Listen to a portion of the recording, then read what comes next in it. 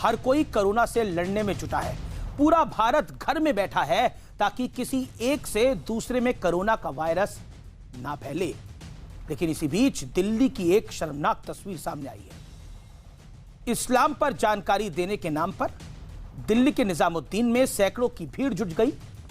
दिल्ली में 20 से ज्यादा लोगों के एक जगह इकट्ठे होने पर रोक के बावजूद, दिल्ली में किसी भी धार्मिक आयोजन पर बैन के बावजूद आखिर यहां सैकड़ों लोग क्यों जुटे थे? क्योंकि अब इसी भीड़ में दर्जनों कोरोना पॉजिटिव निकले हैं। देश के कोने कोने से यहां लोगों को बुलाया गया था। दुनिया के तमाम देशों से भी लोग यहां आए थे। आखिर ये कैसी जानलेवा लापरवाही है? कोरोना तो खत्म होने का नाम ही नहीं ले रहा, लेकिन क्या करें, होली तो खेलनी है ना। समस्या ये है कि सोशल डिस्टेंसिंग वाली होली आखिर कैसे होगी? रंग लगाने के लिए तो किसी ना किसी को छूना ही पड़ेगा, और छूने गए तो कोरोना का खतरा। पिचकारी से भी रंग के एक दूसरे पर बिखरने का खतरा है। ऐसे में कोरोना काल में होली खेलने का नया आइडिया दिया है सोशल मीडिया ने।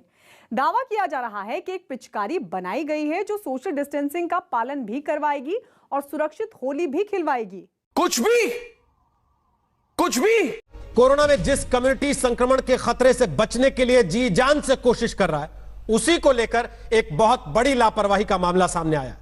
दिल्ली के निजामुद्दीन में तबलीगी जमात के लोगों ने जमावड़ा न करने को लेकर गाइडलाइंस के बावजूद मजहबी जलसा किया और फिर वहां से करीब 1,500 लोग देश के अलग अलग हिस्सों में तबलीगी जमात के इस जलसे में शामिल हुए 10 लोगों की कोरोना से मौत की पुष्टि हो चुकी है और कई लोग कोरोना पॉजिटिव पाए जा चुके हैं।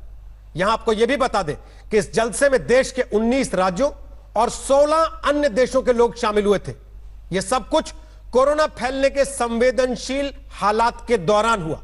इस मामले में व्यवस्था की कमियों पर भी सवाल खड़े हुए हैं कि कैसे तमाम नोटिस होने के बावजूद इस जलसे को चलते रहने दिया गया।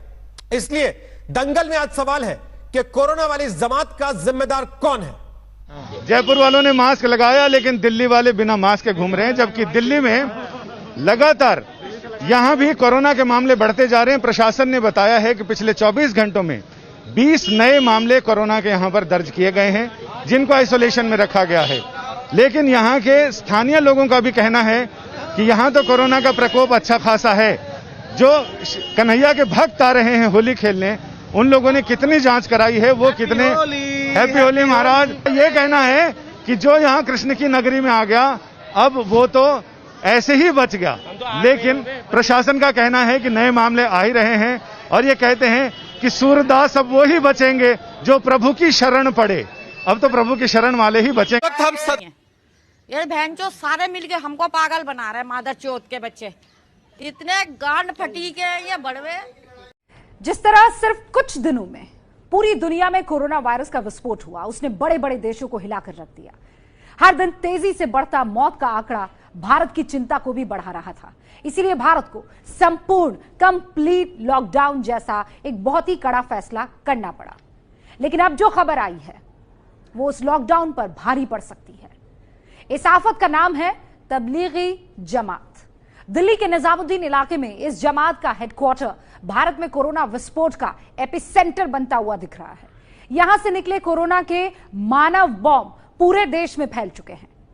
कौन कौन, कहां कहां, कितने लोगों को संक्रमित कर चुका है, अभी इसका अंदाजा भी नहीं लग पाया है।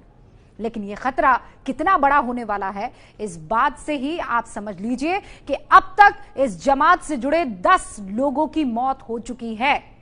हिंदुस्तान अगर कोरोना की तीसरी स्टेज में पहुंचता है तो उसका बहुत बड़ा रीजन तबलीगी जमात बनेगा, क्योंकि यह भारत में कम्युनिटी ट्रांसमिशन की शुरुआत होगी। जहां कोरोना लहर के बीच इन दिनों आस्था का कुंभ चल रहा है और हमें सावधानी बरतनी है। हर हर महादेव की गूंज, आस्था का जमघट,